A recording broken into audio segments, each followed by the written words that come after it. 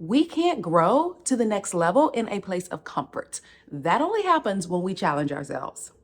Welcome back, or welcome if you're new here. My name is Christy, and I make content centered around realizing that no matter where we are in life, no matter our age, we are just on time to live the life of our dreams. And we are 3 weeks in, yes, 3 weeks into our 7-week reset while we're getting ready for the new year. The first week, we talked about letting go of clutter. So letting go of all of the clutter that is filling up our minds, our spaces, our hearts, our spirits, all of those good things, letting go of the clutter. Last week, we talked about letting go of that supporting character energy that is stopping us from realizing that we are the main character that we are in our lives. Which brings me to this week where we are now letting go of our comfort zone era. We are getting out of the comfort zone. So if you've missed any of our videos in that series, you can go ahead and link on the playlist below. It gives you all of the details and you can easily just jump right in and get ready with us as we prepare for the best year ever. So first up, let's talk about what is the comfort zone. The comfort zone is that space where things are predictable. We know exactly what to expect. We are not being challenged. Our basic needs are met, but we can basically just kind of coast on this level without doing anything additional. It's safe. It's boring. That's our comfort zone. And the thing is, we can be in our comfort zones in lots of different areas. That can be in our relationships, that can be in our careers, that can be in how we treat ourselves, in our personal development and growth.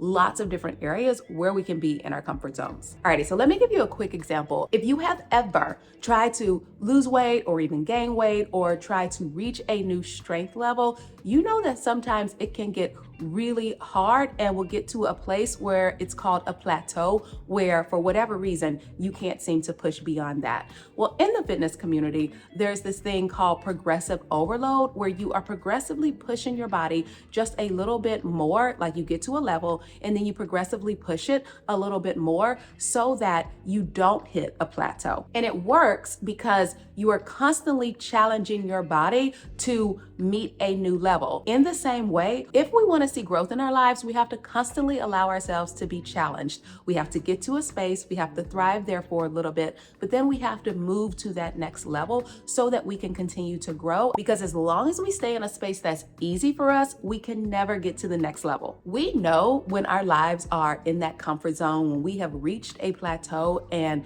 we are in this space where we can no longer be satisfied where we are. And when we're feeling like that and we're feeling like we are being squeezed out of this space, it's time to move to a new level. Many of you know that I have been in this decluttering space where I am just trying to get rid of all of my physical clutter. In October, I did a 30-day throwaway where I was decluttering things, but that just wasn't enough. We needed more time. And so I'm still trying to declutter things, but I realized that I have held on to things that take me to some aspect of my past where I felt really comfortable. In my clothes, where I'm currently working to declutter, I'm holding on to things that no longer fit, that I can no longer use, that no longer match my style, but they were things that I wore and that I enjoyed when I was at a weight that I look back to now is like, oh, I really like that size. But the thing is, I'm not in that space anymore. And in fact, I don't even want to be at that space or in that weight anymore. And I've grown from there. And those items of clothing are either physically or emotionally or to some other extent are no longer comfortable for me. So it's time to let those go and to not just let the clothes go, but also let the mindsets go that are attached to them so that I can make room for the things that I actually do want and that fit who I am now and this new level that I've gotten to. As long as we're stuck in what feels comfortable, whether that be past or present comfort, we can't see how to make room for what's better for us. So how do we know that we are in our comfort zone? Here are some symptoms. 1, procrastination. When we are stuck in our comfort zone, we will procrastinate on a task for one of 2 reasons. 1, we know that we can do it. We're probably kind of bored with it. So we don't have really any sense of urgency around it. Or 2, it is something that is way out of our comfort zone where we don't feel comfortable with it at all. And so because we don't feel good about that, we will push it off until some other time. Another thing is wanting more, but doing the same thing. You want to have or do or be more, but you keep having reasons for why you can't get to that place or why you can't do that thing. And I say reasons in air quotes because we can make ourselves a lot of excuses for why not to do the thing, but at the end of the day, we have to decide whether or not we are going to go after it. I know this young lady who has 6 kids. She's a single mom, but she has decided that I want to get out of whatever space that I've been in before. So she has gone back to school, she has started her own business, and she is moving forward in her life, even though she has truly all of the reasons to be like, well, I can't do it. And then the last symptom of being in our comfort zone is not feeling challenged. So things are easy. And easy is very relative. It means that you can maintain where you are without a lot of effort or a lot of thought. And in many cases, that may actually be a lot harder for you, but it's what you know, and you won't challenge yourself for anything different. The comfort zone stops us from leveling up. Plain and simple. We have things that we want out of our lives, but those things can't happen from a place of comfort. And don't get me wrong, that doesn't mean that they have to come from a place of struggle, but it does mean that we can't stay in a place of comfort. And being in that comfort zone negatively impacts us in 2 different ways. One, it holds us back creatively. We get lazy. We can't learn new things to get to our goals. And then we also don't get creative about solutions to problems and end up making life harder for ourselves than what it needs to be. The other thing is that it keeps us holding on to mindsets and things and people that just do not serve us, very similar to that supporting character energy that we talked about last week. Now that we know all about what it means to be in our comfort zone era, how do we get out of it? First, we need to think of ways to do things to spark creativity. So often we don't trust ourselves to do the big thing. And so we have to start building trust in small areas to jumpstart that creativity and think of ways to be able to do things in a new, fresh, and more creative way. Because the thing is, our brains are hardwired to hold on to patterns, even if they aren't good for us. We will hold on to doing things the same way every single time, even if it's something that is hurting us, even if it's something that is negatively impacting us, because we're just hardwired for routine. We're hardwired for consistency. We're hardwired for doing things the same way over and over again. And we have to be diligent about making sure we are using that in the right direction and not using that in a direction that leads us down a path that we don't want to go. And so some small ways that we can start testing the waters: drive a different way to work. If you always go the exact same way to work, try going a different direction. If you always eat the same breakfast every single morning, try doing it a little bit differently. Sometimes it's the really small things that allow our brains to say, oh, I can now do this thing differently in a different area. The next thing is to surround yourself with people who are at a higher level than you.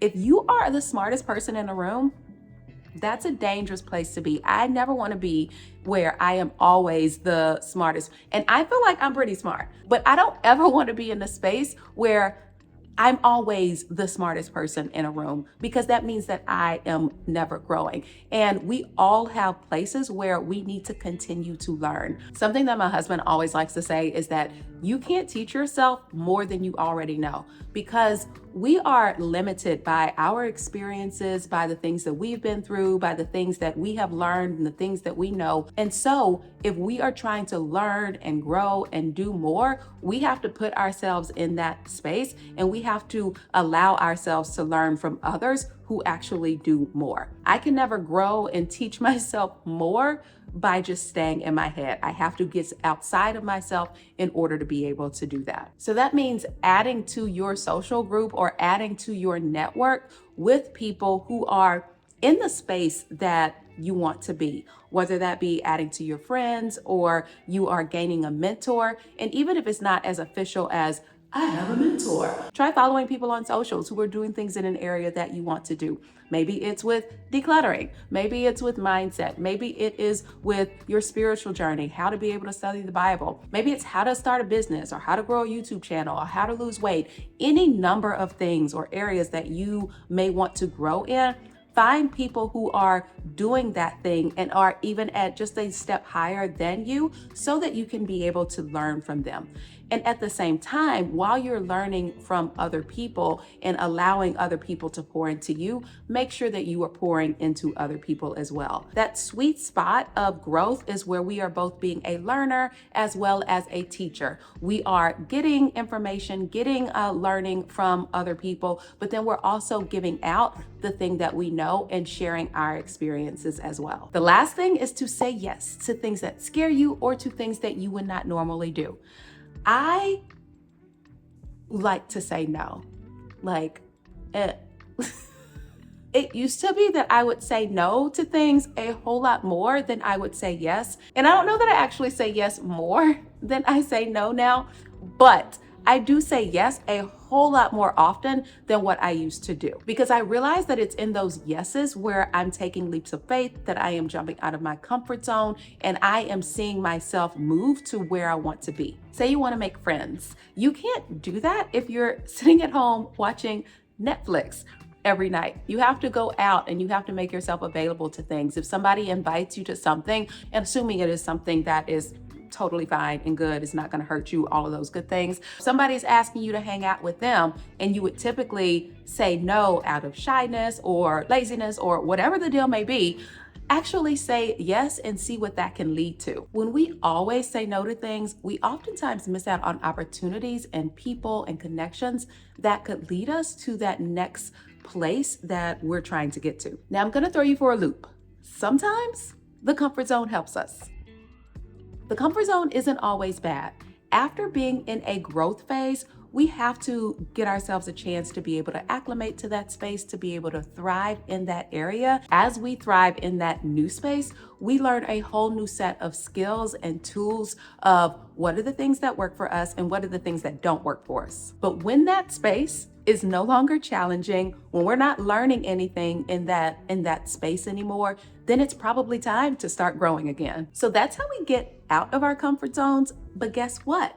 Once we get to a new level, the process starts all over again. This week's activities, which are linked here, are geared toward tackling our comfort zones. But first, in the comments, I need you to let me know one area where you know you're in your comfort zone, where you know you need a challenge, and I will put mine in there as well.